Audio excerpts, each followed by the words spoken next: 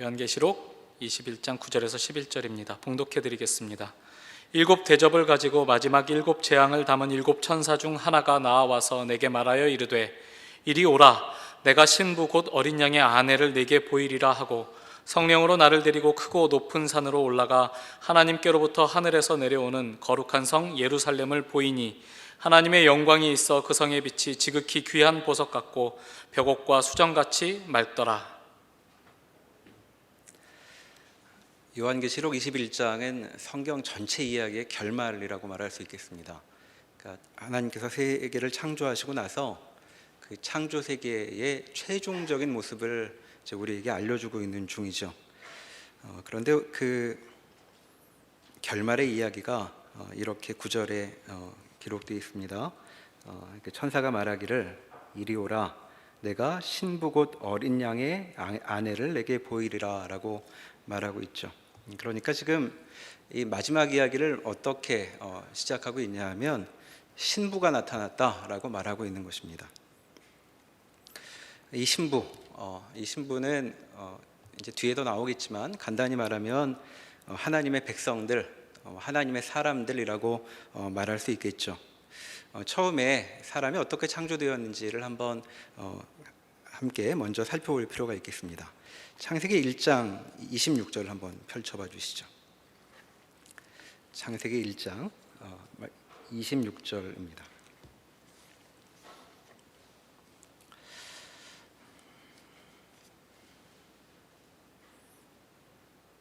하나님께서 세계를 창조하시고 이제 마지막으로 사람을 창조하시는 대목이 이렇게 기록되어 있죠. 1장 26절입니다. 하나님이 이르시되 우리의 형상을 따라 우리의 모양대로 우리가 사람을 만들고 그들로 바다의 물고기와 하늘의 새와 가축과 온 땅과 땅에 기는 모든 것을 다스리게 하자 하시고 하나님이 자기 형상 곧 하나님의 형상대로 사람을 창조하시되 남자와 여자를 창조하시고 하나님이 그들에게 복을 주시며 하나님이 그들에게 이르시되 생육하고 번성하여 땅에 충만하라, 땅을 정복하라, 바다의 물고기와 하늘의 새와 땅에 움직이는 모든 생물을 다스리라 하시니라. 자, 이렇게 해서 사람을 창조하시고 모든 만물을 창조하신 이후에 31절에 이렇게 하나님께서 자평하시죠. 하나님이 지으신 그 모든 것을 보시니 보시기에 심히 좋았더라 라고 창조의 이야기가 기록되어 있습니다.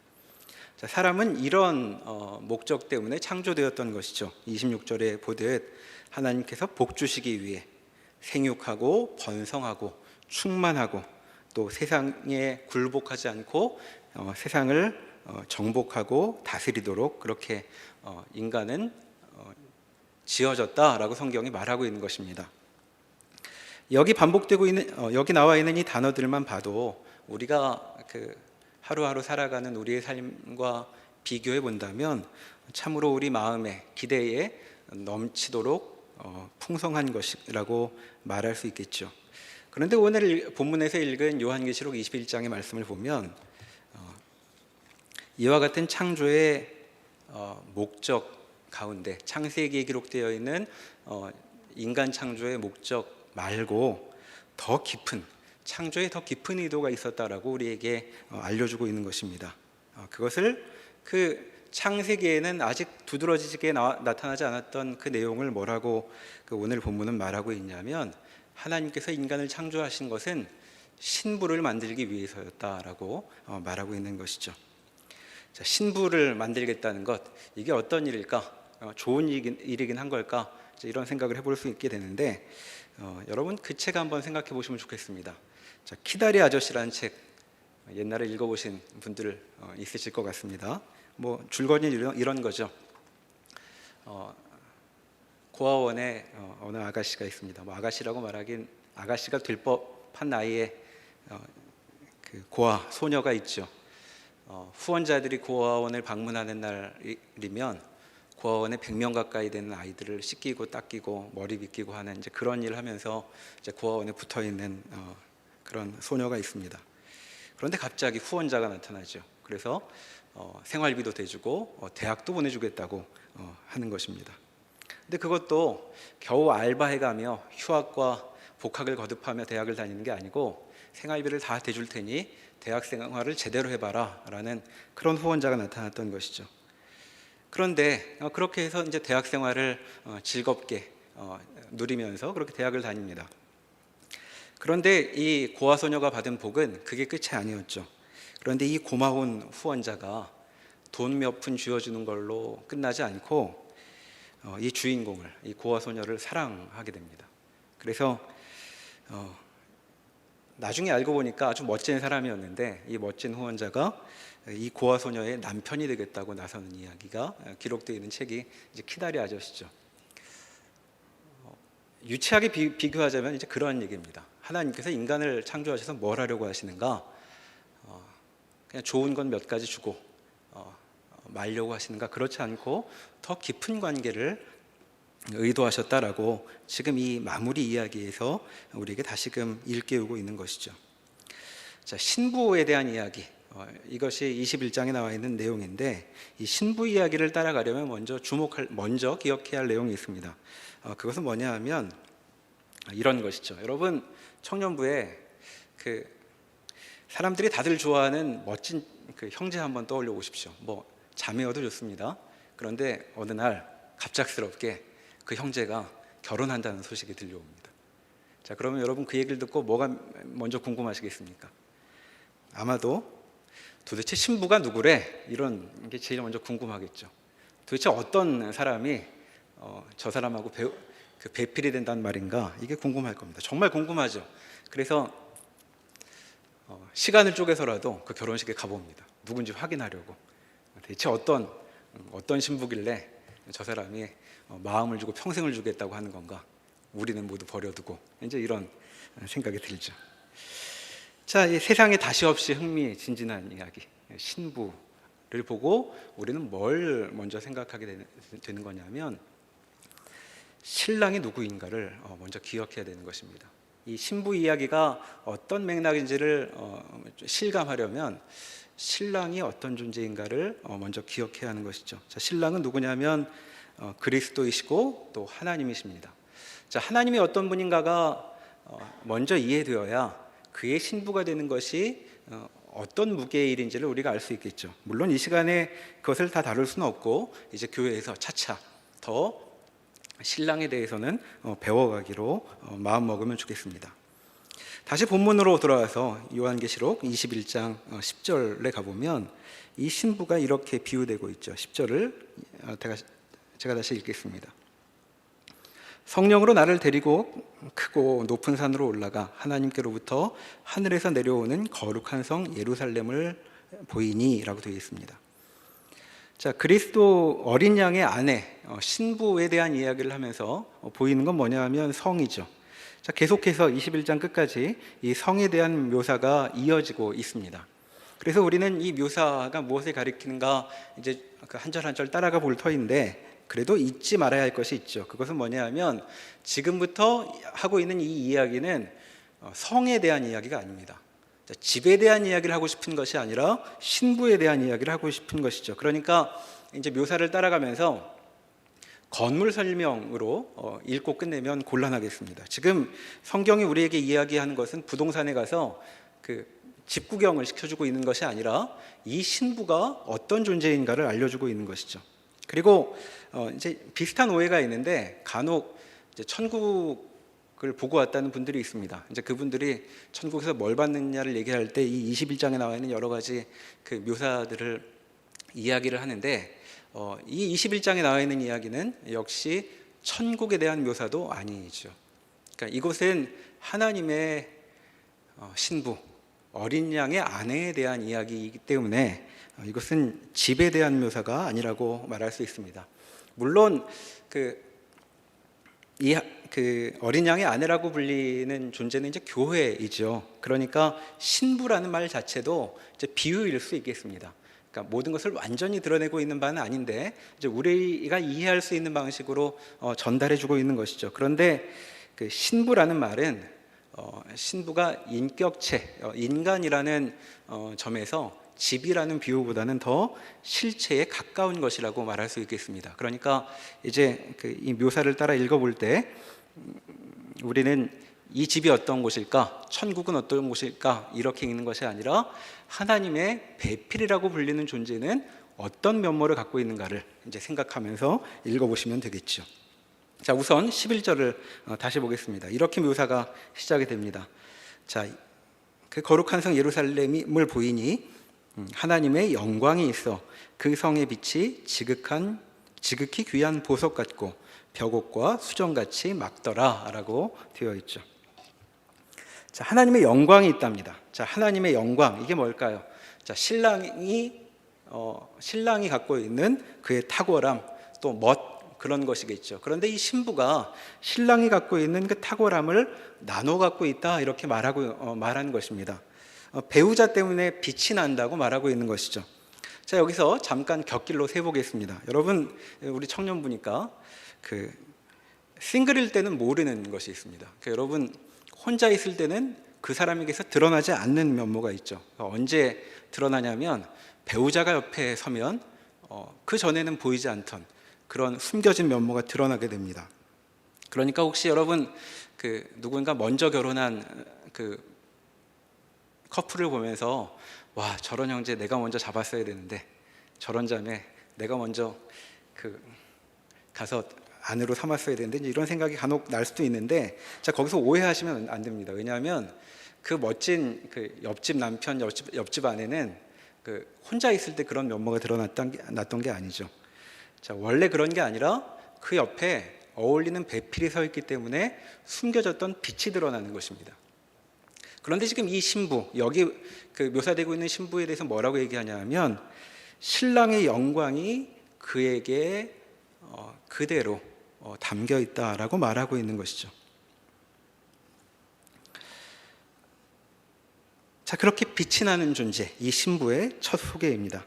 그런데 어떤 빛이냐, 이렇게 말하죠. 그 빛이 지극히 귀한 보석 같고 벽옥과 수정같이 막더라. 자, 벽옥과 수정이 비유되고 있습니다. 벽옥은 이제 붉은기가 돌기도 하고 또 초록빛이 돌기도 하는 그런 보석을 가리킵니다. 자, 근데 그 빛이 그렇게 보석의 영롱함 같더라는 것이죠. 그런데 맑기도 하답니다. 얼마나 맑으냐 하면 마치 수정처럼 맑다고. 그러니까 여기 수정이라는 말로 표현한 것은 얼마나 때묻지 않고 맑은가를, 투명한가를 이야기하는데, 그것이 뭔가 빈 것 같은 허전함이 아니라 벽옥같이 색깔이 강렬하면서도 때가 묻지 않은 수정과 같은 그런 면모의 빛을 내는 신부더라, 이렇게 말하고 있는 것입니다. 자, 이게 신부에 대한 첫 번째 묘사죠. 자, 이 신부 어때 보이십니까? 자, 빛이 난다고 말하고 있는데, 자, 여러분, 보석을 단 신부를 한번 머릿속으로 그려보시죠. 그리고 자매들한테 한번 제가 질문해 보겠습니다. 자매님들, 혹 꽃을 선물로 받으면 어떤 기분이 드시나요? 자, 객관식으로 한번 제가 여쭤보죠. 하나는 이런 생각이 들 수 있습니다. 역시 나 같은 미모에는 이런 꽃이 어울려, 이제 이렇게 마음이 드십니까? 아니면 쑥스럽게 나한테 이런 화려한 꽃은, 이런 생각이 드십니까? 자, 그런데 그렇게 꽃을 받은 게 아니고 보석을 목에 걸고 있다고 생각을 해보십시오. 그러면 보석이 나를 세워주는 것 같으십니까? 아니면 보석이 나 덕분에 빛이 나는 것 같으십니까? 어떤 느낌이실까요? 우리는 보통 꽃이든 보석이든 우리를 치장하는 데 사용하죠. 자, 치장하는 데 사용한다는 것은 그냥 두면 눈이 안 띄는데 꽃이나 보석이라도 옆에 두면 그 덕분에 좀 빛이 살기를 바라는 그런 마음인 것 같습니다. 그러니까 보통은 꽃이나 보석은 부족한 사람을 세워주는 역할을 하죠. 그런데 여기 11절에서 말하고 있는 이 신부는 그렇게 보석이 신부를 높이는 역할을 하지 않더라고 이 신부를 묘사하고 있는 중입니다. 자, 신부에게 보석이 딱 어울린다고 말하고 있는 것이죠. 그 보석은 그 신부를 위해 있던 것이어서 이렇게 말할 만큼 딱 어울리더라는 겁니다. 자, 그러니까 이 신부가 어떤 이미지로 그려지고 있는지를 우리가 잘 생각해 볼 필요가 있는 것이죠. 그러니까 여러분들 자매님들 간혹 만나시면 이제 이런 인사들 하시더라고요. 너 요즘 얼굴 참 좋아졌더라. 화장 잘 먹었네. 이제 이런 얘기들 많이 하시는데 보통은 옆에서 듣기에는 격려의 이야기처럼 들립니다. 진짜로 얼굴이 좋아졌는지 어떤지 모르겠지만 좀 좋아지기를 서로 기원하며 살자 같은데, 여기 나와 있는 신부는 그 벽옥과 수정을 둘렀기 때문에 그제야 빛이 나는 존재가 아니라 진짜로 그 사람을 위해 벽옥이 있었던 것처럼, 수정은 바로 이 신부를 위해 마련되고 있었던 것처럼 그렇게 어울리는 존재더라, 이렇게 말하고 있는 것이죠. 자, 이렇게 이제 묘사를 시작을 하고 본격적인 이야기가 여기 이어지고 있습니다. 자, 12절부터 14절까지 제가 읽겠습니다. 크고 높은 성곽이 있고 12문이 있는데 문에 12천사가 있고 그 문들을 위에 이름을 썼으니 이스라엘 자손 12지파의 이름들이라. 동쪽의 세 문, 북쪽의 세 문, 남쪽의 세 문, 서쪽의 세 문이니 그 성의 성곽에는 12기초석이 있고 그 위에는 어린 양의 12사도의 12이름이 있더라. 자, 꽤 스케일이 커 보입니다. 문이 12개랍니다. 한 방향마다 문이 3개씩 있죠. 보통 큰 성에도 문이 3개씩 있지는 않은 것 같습니다. 작은 성에도 북쪽에 하나, 남쪽에 하나, 동쪽에, 서쪽에 하나씩 있죠. 그런데 이 성은 한 방향마다 문이 3개씩 있습니다. 그런데 그렇게 해서 문이 몇 개냐면 12개라는 것이죠. 그리고 12개가 반복이 됩니다. 자, 12천사, 12지파, 12사도가 반복이 되고 있죠. 자, 여기 12는 빠질 것 없이 모든 게 다 채워졌다는 것을 가리키는 상징적인 숫자라고 말할 수 있겠습니다. 자, 그런데 그 12이 어디서 소환되냐 하면, 자, 천사가 있고 12지파가 있고 사도가 있죠. 자, 12천사는 보이지 않는 세계를 가리킨다고 말할 수 있겠습니다. 자, 보이지 않는 세계에서 와야 될 사람들이 다 들어와 있어서 12천사가 언급되고 있는 것이죠. 또 보이는 세계에서는, 자, 구약의 그 대상자들 모두, 신약의 대상자들 모두가 12지파와 12사도로 여기 요약되고 있습니다. 그러니까 지금 이 방금 읽은 본문에서 이 성의 묘사를 통해 확인하게 되는 것은 무엇이냐 하면, 하나님의 백성이라고 불릴 수 있는 사람들이 온 역사 속에서 모두, 그리고 보이는 세계와 보이지 않는 세계를 모두 포괄하여 다 포함되고 있다라고 말하고 있는 것이죠. 자, 이런 존재를 우리는 뭐라고 부르냐 하면 교회라고 부릅니다. 자, 교회의 아주 근본적인 의미가 이와 같은 것이죠. 하나님의 백성들 모두. 자, 그러니까 이 신부는 어떤 존재냐 하면 하나님의 백성이라면 모두가 포괄되어 있는 그런 존재, 그런 존재가 어린 양의 아내라고 지금 묘사되고 있는 것입니다. 자, 묘사가 이어집니다. 15절부터 17절까지를 제가 이어서 읽겠습니다. 내게 말하는 자가 그 성과 그 문들과 성곽을 측량하려고 금 갈대자를 가졌더라. 그 성은 네모가 반듯하여 길이와 너비가 같은지라. 그 갈대자로 그 성을 측량하니 12,000 스타디온이요 길이와 너비와 높이가 같더라. 그 성곽을 측량하매 144 규빗이니 사람의 측량 곧 천사의 측량이라. 자, 여기 측량을 한다고 말했는데 성경에서 측량을 한다는 말은 속속들이 다 알고 있다는 것을 가리키는 말입니다. 그러니까 하나님께서 여기 지금 이 천사가 이 성의 곳곳을 측량하는 것은 이 성에는 하나님이 모르는 곳이란 없다라는 것이죠. 그러니까 지금 신랑이 이 신부를 속속들이 다 알고 있다는 뜻입니다. 자, 다시 한번 생각해 보시죠.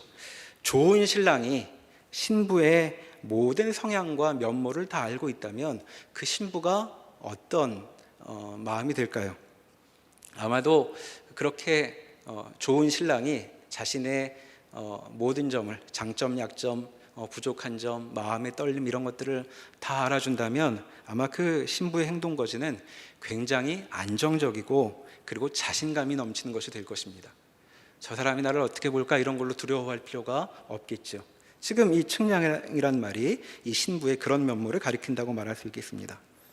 하지만 우리의 경험은 이 신부와 많이 다르죠. 우리는 여러 사람 속에 그냥 묻어갈 때가 얼마나 많이 있습니까? 아무도 나를 바라봐 주지도 못하고 있는 줄도 모르고 그냥 여러 속에 눈에 띄는 몇 명 밑에 그냥 단체로 묶여가는 것처럼 느껴질 때가 많이 있는데, 바로 이 신부의 존재는 그렇지 않더라라고 말하고 있는 것이죠. 그리고 이어서 이 성에 대한 묘사가 이렇게 주목을 끌고 있습니다. 16절에 보면 네모가 반듯하였다라고 말하고 그 부분에 길이와 너비와 높이가 같더라라고 말하죠. 자, 성인데 길이와 너비와 높이가 같더라는 것이죠. 그러니까 정육면체란 말입니다. 근데 이 정육면체의 공간에 대해서는 이제 성경에 여러 군데 기록된 바가 있죠. 대표적으로 한 구절 찾아보겠습니다. 열왕기상 6장 19절을 한번 보시죠. 열왕기상 6장 19절.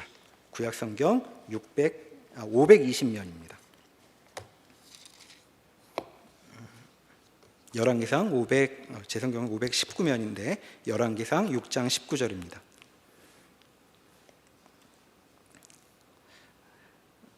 자, 거기를 읽어보면 여호와의 언약궤를 두기 위하여 성전 안에 내소를 마련하였는데 그 내소의 안은 길이가 20규빗이요 너비가 20규빗이요 높이가 20규빗이라 정금으로 입혔고 백향목 제단에도 입혔더라. 지금 솔로몬이 지은 성전에 대한 설명을 하고 있는 중인데 방금 읽었던 대목은 어디냐 하면 성전 안 지성소에 대한 설명입니다. 자, 언약궤가 놓이는 곳, 하나님의 임재를 상징하는 곳이 바로 지성소죠. 자, 지성소가 바로 정육면체의 공간이었습니다. 그러니까 지금 다시 본문으로 돌아와 보면 본문에서 이곳은 네모가 반듯하다, 정사각형이다 라고 말하고 또 길이와 너비와 높이가 같더라 라고 말하고 있는 것은 지성소와 같은 곳이다 라는 것을 우리에게 암시하고 있는 것이죠. 자, 지성소란 어떤 곳일까요? 자, 성경에 나와 있는 어떤 공간보다도 가장 깊은 공간이라고 말할 수 있겠습니다.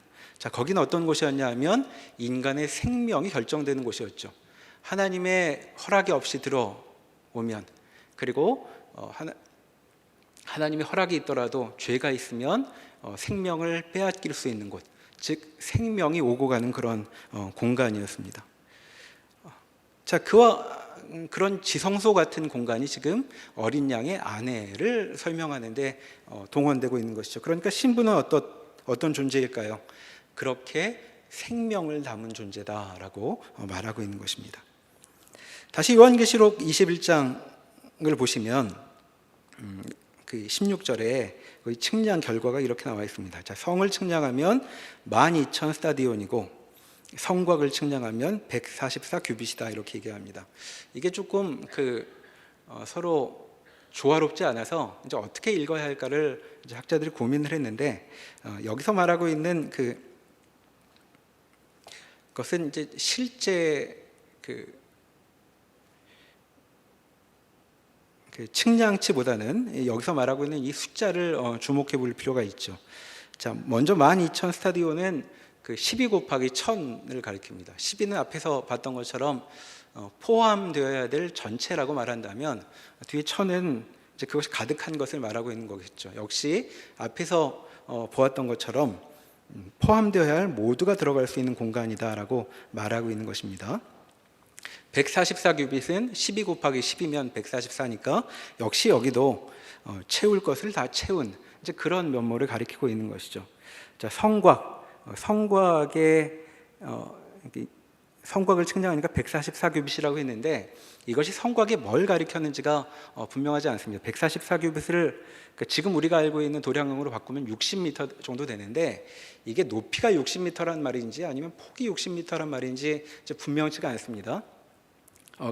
그런데 이제 이걸 가지고 왜 고민을 하게 되냐면 앞에 12,000 스타디온 때문에 그렇습니다. 자, 12,000 스타디온은 우리가 알고 있는 길이로 바꾸면 2,200km 정도 되는 길입니다. 자, 성길입니다. 그래서 제가 이게 도대체 어느 정도 되는 건가? 경복궁보다 훨씬 큰 작은 성은 긴 쪽이 1km가 안 되죠. 그런데 이 성은 2,200km랍니다. 자, 어느 정도 되는 거리일까요? 제가 재봤더니 베이징에서 도쿄를 이으면 이 안으로 들어갑니다. 그러니까 성 길이가 베이징과 도쿄를 직선으로 잇는 것보다 더 긴 거죠. 당시 신약 시대로 보면 예루살렘에서 로마를 이으면 그 안에 들어갑니다. 그러니까 살짝 넘어가는 정도의 길이가 되는 것이죠. 자, 그런데 이게 길이 얘기입니다. 높이가 어느 정도라고요? 높이도 2,200km입니다.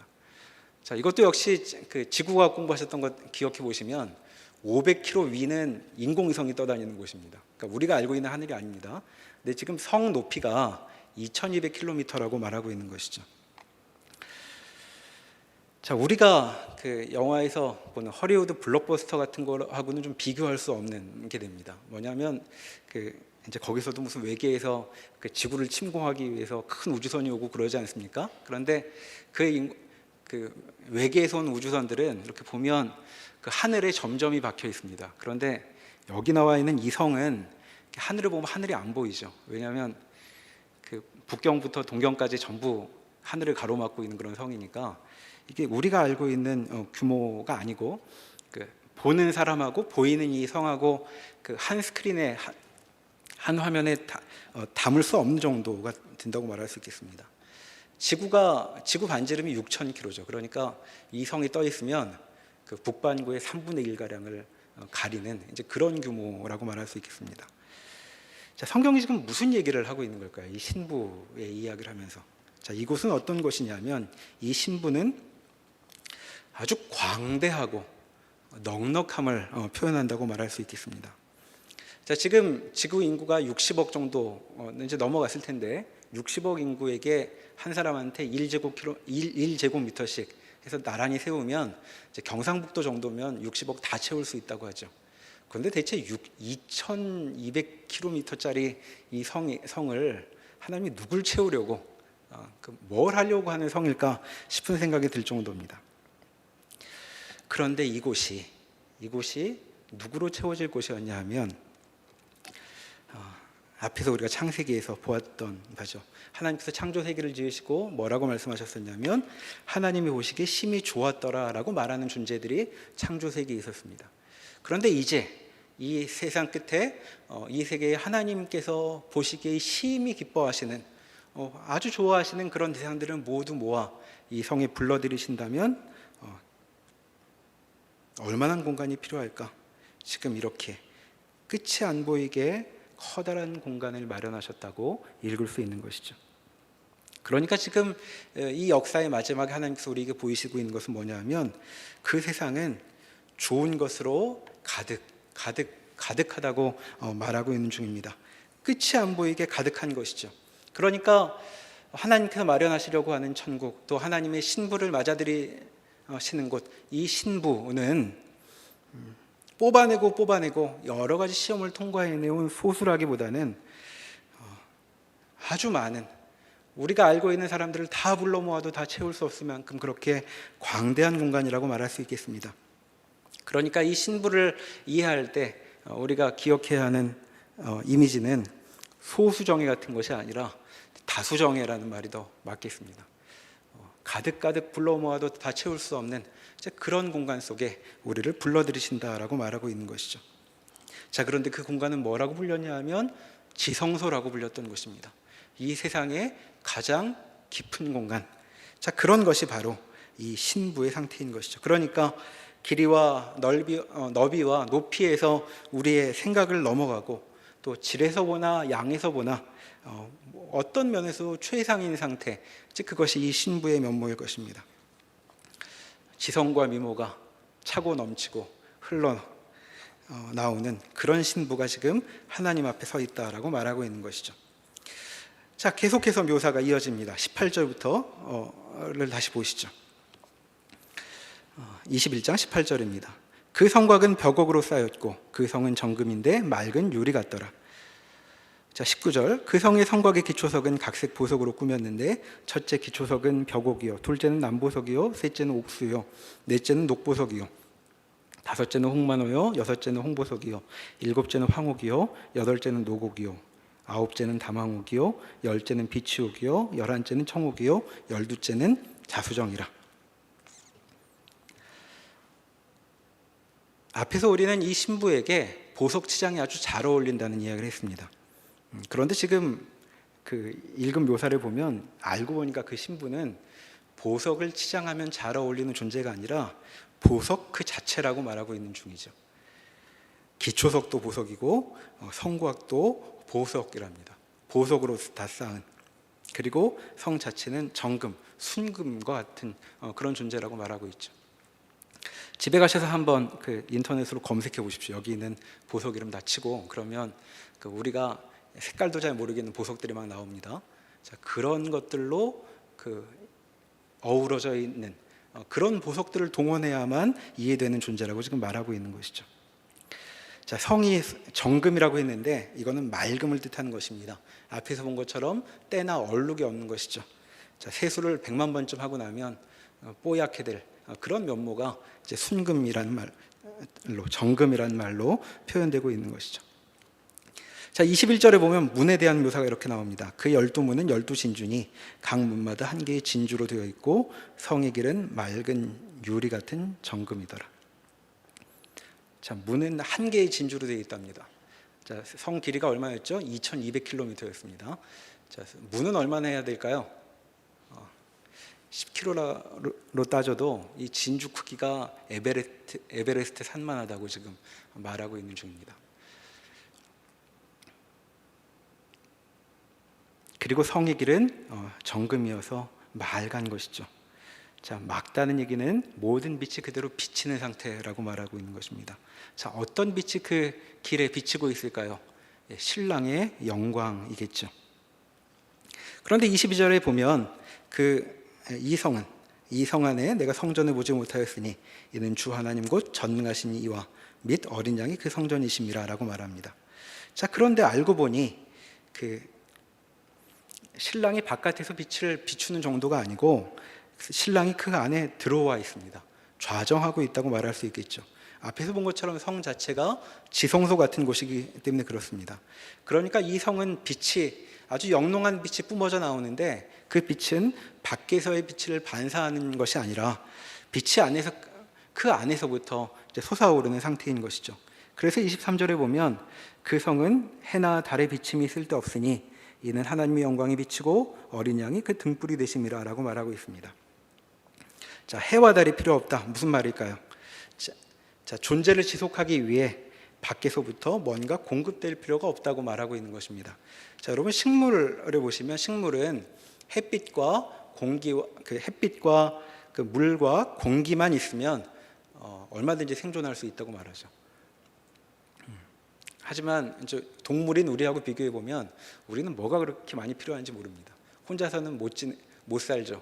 어디선가 좋은 것들이 계속 들어와야만 이제 생존을 지속할 수 있습니다.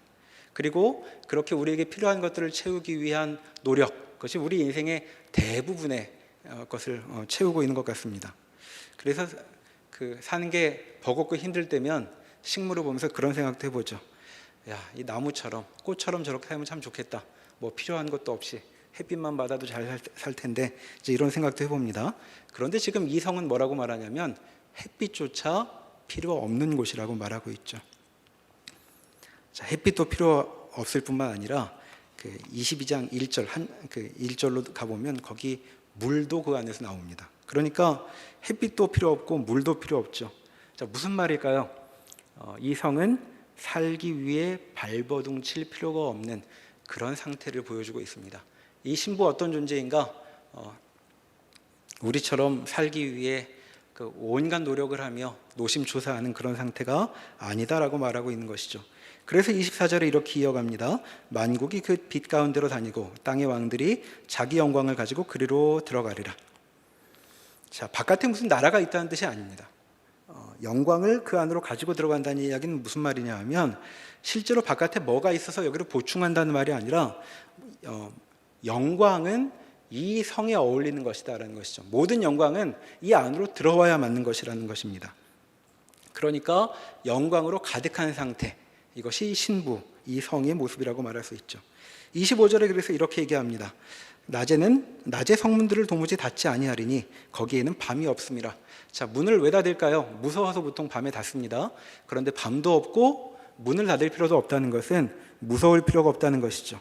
자, 외부로 끼칠 어떤 위험 같은 것을 걱정하며 살 필요가 없다는 것입니다. 그저 문으로는 바람만 살랑이며 왔다 갔다 하면 될 뿐 더 필요한 무슨 적을 막기 위한 모색을 할 필요가 없다는 것이죠. 26절과 27절도 그런 이야기가 이어집니다. 자, 만국의 영광과 존귀가 그리로 들어갈 것이다 라고 말합니다. 자, 좋은 것들은 다 거기 들어간다는 것이죠. 그러니까 그곳은 좋은 것으로 가득한 곳이라고 말하고 있습니다. 자, 그 좋은 것이란 무엇일까? 22장 1절에 그 좋은 것의 내용을 이렇게 말하죠. 또 그가 수정같이 맑은 생명수의 강을 내게 보이니 하나님과 및 어린 양의 보좌로부터 나와서 길 가운데로 흐르더라. 강 좌우에 생명나무가 있어 12가지를 맺되 달마다 그 열매를 맺고 그 나무 잎사귀들은 만국을 치료하기 위해 있더라. 자, 그렇게 그 성에 가득한 것이 무엇이냐? 생명이라고 말하고 있죠. 자, 생명수 또 생명나무라고 말하고 있습니다. 자, 생명이라는 것이 무엇일까? 3절에 이렇게 말합니다. 다시 저주가 없으며 하나님과 그 어린 양의 보좌가 그 가운데 있으며 그의 종들이 그를 섬기며 라고 말하고 있죠. 자, 저주가 없다고 말합니다. 저주가 없다고. 자, 저주가 없다는 것이 생명이 있다라는 말의 다른 표현이라고 말할 수 있겠죠. 자, 우리 인생의 모난 부분, 아쉬운 부분이다, 뭐라고 설명드릴 수 있냐면 저주가 드리워져 있기 때문이다, 이렇게 말할 수 있습니다. 자, 그래서 우리 뭐 어렵지 않게 우리도 그런 말 쓰죠. 이런 저주받은 종아리, 이 저주받은 머리 같으니라고. 또 수학 문제도 하나 못 풀고, 자, 저주받은 손, 왜 너는 손은 되는 것마다 나 엉망으로 만드나. 자, 우리 왜 그럴까요? 저주받아서 그렇습니다. 그런데 이 최종의 상태가 무엇이냐? 저주가 없어졌다라고 말하고 있습니다.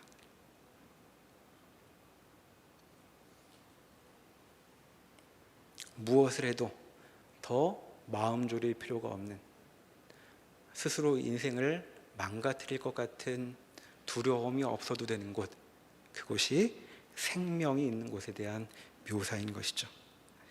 자, 그렇게 저주가 없고 생명이 있어서 무엇을 하는가? 3절에 이렇게 말하고 있습니다.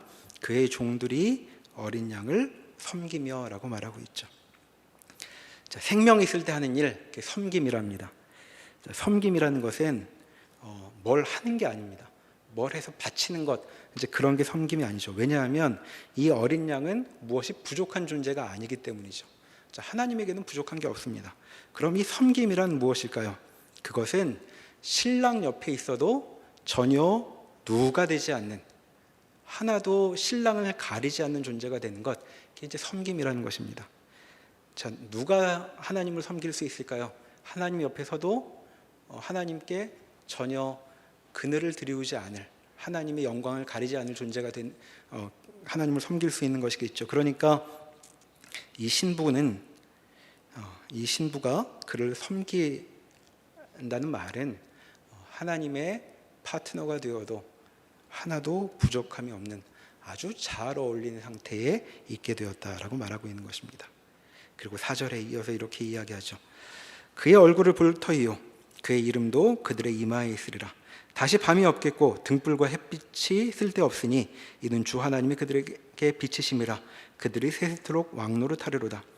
자, 섬김의 절정이 무엇이냐면 4절에 나와 있는 그의 얼굴을 볼 터이요 라는 말입니다. 자, 신부가 이 신랑 얼굴을 보고 뭘 할까요?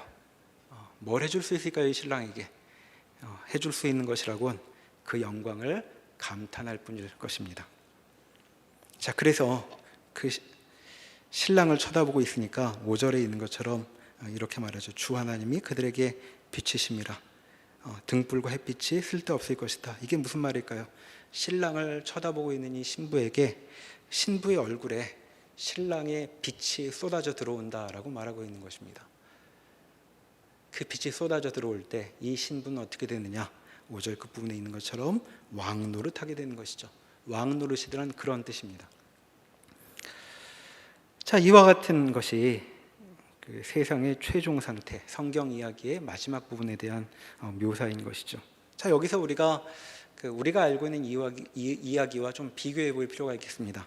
자, 우리가 아는 이야기는 보통 이런 식으로 전개가 되죠. 여러분 그 소설의 전개 방식을 보면 이런 걸 배워보신 적 있을 겁니다. 소설은 처음에 발단으로 시작해서 발단, 전개, 위기, 절정, 결말 이렇게 갑니다. 자, 가장 짜릿한 부분은 어디냐면 절정이죠. 자, 절정은 어떤 곳이냐면 위기가 계속되는 위기가 누적이 돼서 드디어 서로 그 조화를 이룰 수 없는 힘이 서로 맞서는 것이 끝까지 가 있는 상태. 갈등이 최고조에 이르면 절정이 되고 그 절정에서 사건이 해결이 되고 결말이 되면 보통 소설에서 힘이 빠집니다. 그러니까 절정까지 읽으면 뒤엔 재미가 없죠. 그래서 우리는 보통 무언가 갈등이 있고 갈등이 위기를 만들어내는 상황 속에서만 힘이 움직이는 것을 확인합니다. 그게 우리의 지금 상태죠. 그런데 지금 성경 이야기는 어떠냐 하면 절정이 아니라 결말이 진짜라고 말하고 있는 중이죠. 앞에서 우리가 요한계시록 읽으면서 여러 대목에서 보셨을 것입니다. 앞에 하나님을 대적하는 세력과의 이제 대결이 나오는데 싸움 장면이 하나도 없습니다. 힘자랑을 하고 싸우려고 딱 나섰는데 바로 다음 장면은 끝났다, 이런 것이죠.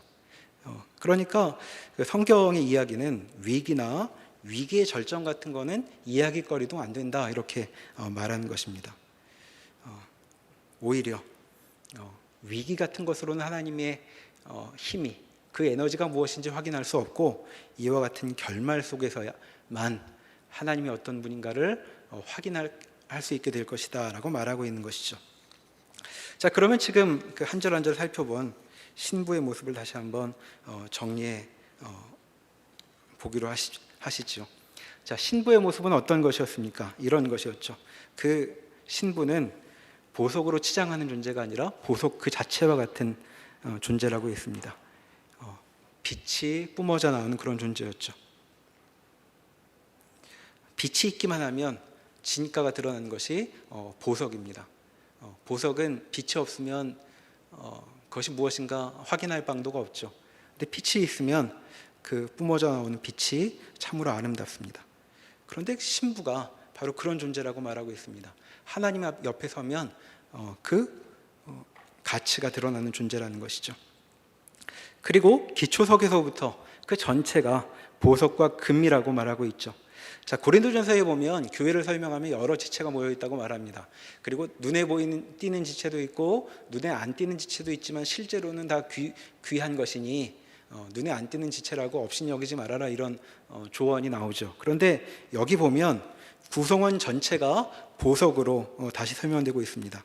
그러니까 모두가 신랑의 영광을 반영할 수 있는 그런 존재라고 말하고 있는 것이죠.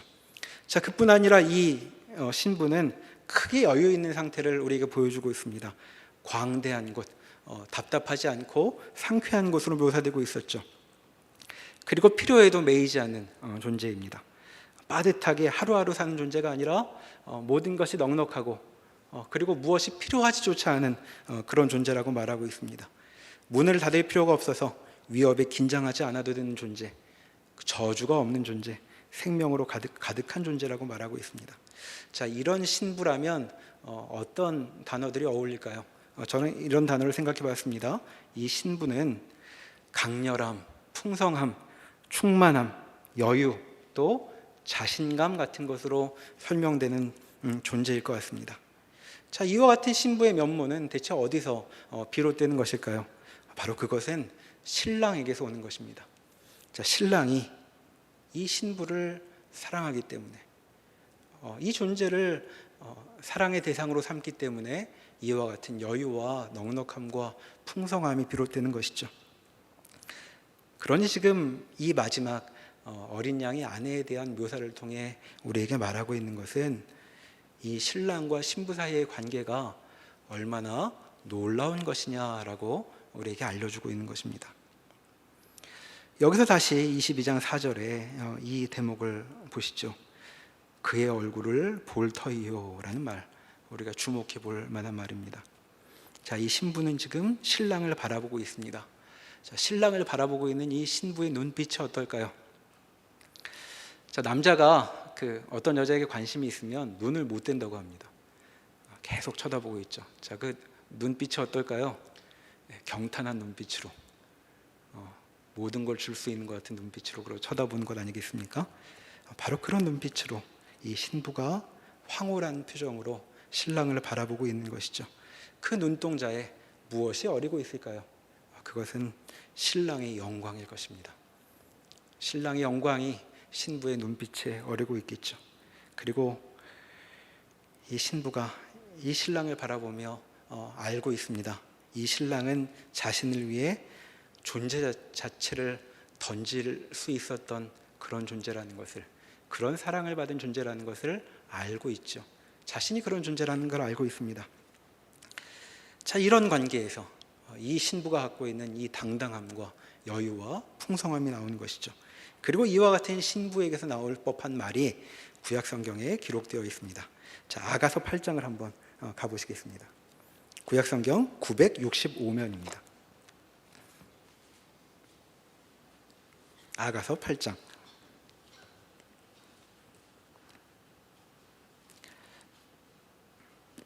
자, 아가서에는 그 사랑하는 남자와 여자의 이야기가 희곡처럼 주고받는 대화가 기록되어 있죠. 그래서 남자 쪽에서 이야기하고 여자 쪽에서 이야기하고 하는데 8장 6절에는 여자의 이야기입니다. 여자가 남자를 보고 자기를 사랑하는 남자를 보고 하는 이야기죠. 이렇게 말합니다. 너는 나를 도장같이 마음에 품고 도장같이 팔에 두라. 사랑은 죽음같이 강하고 질투는 소울같이 잔인하며 불길같이 일어나니 그 기세가 여호와의 불과 같으니라. 많은 물도 이 사랑을 끄지 못하겠고 홍수라도 삼키지 못하나니 사람이 그의 온 가산을 다 주고 사랑과 바꾸려 할지라도 오히려 멸시를 받으리라. 성경 말투 때문에 잘 드러나지 않는데 우리에게 더 익숙한 말투로 바꾼다면 이건 존댓말일 수도 있겠습니다. 자, 6절이 이런 것이죠. 당신은 저를 도장같이 마음에 품어주세요. 이렇게 얘기하는 겁니다. 저 왜 그렇게 요청할 수 있냐면 사랑 때문입니다. 당신이 나를 사랑하고 나도 당신을 사랑하기 때문입니다. 자, 사랑이 어떤 것이길래 이렇게 말할 수 있는가? 죽음같이 강하고 질투는 소울같이 잔인하다고 말하고 있습니다. 지금 여기 사랑이 죽음에 비교되고 있죠. 자, 죽음이 얼마나 강한 것입니까? 죽음은 우리가 알고 있는 모든 것 중에 가장 강한 것입니다. 자, 이 세상 역사 가운데 죽음을 피해 도망간 사람이 없죠. 우리가 세상 어느 곳으로 도망가도 죽음은 우리를 찾아올 것입니다. 그리고 우리를 찾아내면 반드시 죽음이 승리합니다. 죽음하고 겨뤄서 이겼다는 사람이 없죠. 자, 우리가 알고 있는 가장 힘센 존재가 죽음이죠. 그래서 지금 여기 이 사랑을 그렇게 말합니다. 제가 어떤 사랑을 받고 있냐 하면 죽음같이 강한 그런 사랑을 받고 있다는 것을 압니다. 그리고 그런 사랑을 받은 저는 당신을 그렇게 사랑합니다. 그러니 저를 품어주세요. 이렇게 말하는 것이죠. 당신과 떨어질 수 없습니다. 라고 말하고 있는 것입니다. 그런데 요한계시록 21장을 우리가 읽었으니 우리는 이 아가서를 이 책을 쓴 사람보다 더 깊이 읽을 수도 있겠습니다. 왜냐하면 여기 지금 사랑에 비유되고 있는 이 죽음이 실은 원래 힘센 존재가 아니라 사랑의 자리를 꿰어차서 거짓으로 주인 행세를 했다는 것을 알기 때문이죠. 죽음이 자랑하는 그 위력, 강렬함, 충만함. 자, 이 세상을 죽음으로 다 채우지 않았습니까? 우리 마음속에 90%는 죽음으로 채워져 있습니다. 우리의 두려움, 불안, 걱정, 속상함 전부 죽음의 그늘 가운데 있는 것이죠. 또 죽음이 갖고 있는 그 승리의 힘, 위력, 자신감은 원래는 누구 것이었을까요? 원래는 사랑의 것이었습니다. 사랑이 원래 그렇게 강렬하고 충만한 것이었죠. 그러니 죽음은 이제까지 흉내만 냈을 뿐입니다. 사랑의 자리를 대신해서 죽음이 마치 그렇게 힘 있는 것처럼 말하고 있었던 것이죠. 그런데 세상의 마지막에 진실이 드러나고 있습니다. 이 세상의 가장 강력한 것은 무엇이냐? 어떤 존재를 그렇게 여유 있게 만들고 자신 있게 만들고 당당하고 우아하게 만드는 그 힘은 어디서 오는가? 사랑에서 온다고 말하고 있는 것입니다. 신랑의 사랑이 가득하기에 이 신부는 당당하게 그 옆에 서 있는 것이죠. 제가 당신의 신부입니다. 나를 도장같이 당신 마음에 품어주십시오. 그래서 어떻게 됐습니까? 그 신랑이 그 신부의 안에 아예 들어와 있습니다. 자, 그렇게 하나가 되는 것, 그것이 사랑의 힘인 것이죠. 성경의 마지막 이야기에 바로 이 사실이 기록되어 있는 것입니다. 사랑이 무엇을 빚어낼 수 있는가? 하나님의 사랑은 무엇을 만들어낼 수 있는가? 우리에게 이렇게 상징을 사용해서 말하고 있는 것이죠. 우리는 이 세상의 마지막에 무엇을 보게 될 것인가? 그 기품 있는 신부가 등장할 것을 기다릴 수 있습니다. 결국 세계는 죽음에 무릎 꿇지 않고 우리가 알고 있는 슬픔에 자리를 내어주지 않고 결국 이 세계는 하나님의 파트너가 자리하게 될 공간이 될 것이라고 말하고 있는 것이죠. 무엇에도 흔들리지 않고 연약하지 않고 부족하지도 않고 그리고 신랑의 영광을 제대로 비추는 그런 신부가 이 세계에 등장하게 될 것이다 라고 말하고 있습니다. 어떻게 그러한 일이 가능한가? 그것은 사랑으로 가득한 신랑이 그 옆에 있기 때문이다 라고 말하고 있는 것이죠. 이 시대에 하나님께서 우리를 부르십니다. 그 사랑 가득한 신랑이 우리를 부르고 있는 것이죠. 너도 신부가 되어라. 그 영광의 자리로 들어오너라. 생명이 살아 숨쉬는 것, 생명이 어떻게 움직이는지를 너도 느껴보아라. 하나님께서 만드신 세계는 그러한 것입니다. 인간을 창조하시고 내 능력대로 잘 살아보아라. 그 다음은 나도 모르겠다. 그런 하나님이 아니라 내가 너를 지었으니 너는 내 사랑의 대상으로 완성될 것이다. 그리고 이 세계는 그 사랑이 자리할 곳으로, 그 사랑에 어울리는 공간으로 바뀔 것이다 라고 말씀하고 있습니다. 우리가 걸어가는 오늘의 이 한 걸음 한 걸음은 바로 이와 같은 영광된 자리, 신랑의 영광으로 가득한 그 자리로 나아가는 것이라고 우리를 초대하고 있으니 우리도 우리의 인생을 다해 이 부르심에 응답하는 우리 모두가 되면 좋겠습니다. 기도하시겠습니다.